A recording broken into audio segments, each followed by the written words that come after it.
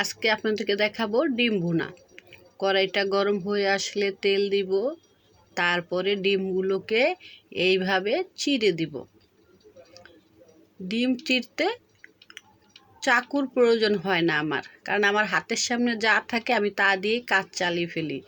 এই যে আমার ডিমগুলো ভাজা হয়ে গেল, এটা হলো আস্ত জিরা, এটা তেলের উপর ফোড়ন দিলাম। আর এই যে এগুলো, এইখানে আমি সব মশলা একসাথে বেটে নিয়েছি।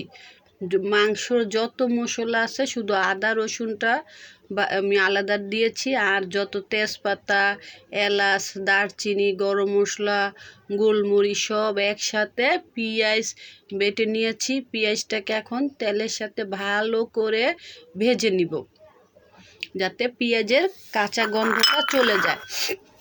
পেঁয়াজটা ভাজা হয়ে গেলে এখন দিয়ে দিব পরিমাণ অনুযায়ী মশলা, হলুদ, মরিচ, লবণ। আবারও এগুলো ভালো করে কষিয়ে নিব, একদম সুন্দর। এগুলো নাড়তে নাড়তে একদম ভাজা ভাজা হয়ে যাবে।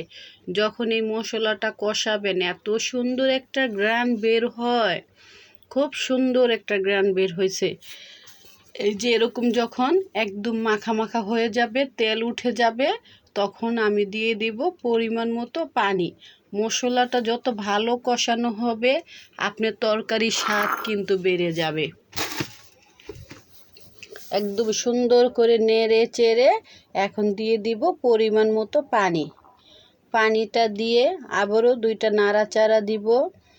নাড়াচাড়া দিয়ে পানির সাথে মশলাটা ভালো করে মিলিয়ে নিব।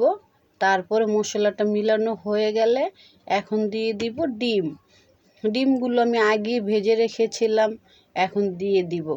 দেখেন কি সুন্দর আমার ডিমের কালারটা, তরকারির কালার কত সুন্দর। তারপরে অফ ক্যামেরায় আমি আবার কিছুটা পেঁয়াজ ভেজে রেখেছিলাম, এটা উপর দিয়ে দিয়ে দিব। তরকারিটা যখন আমার মাখা মাখা হয়ে যাবে তখন নামিয়ে ফেলবো। দেখেন আমার তরকারির কালারটা কত সুন্দর, আর এই তরকারিটা খেতে অনেক মজা। আশা করি বাসায় ট্রাই করবেন। আল্লাহ হাফেজ।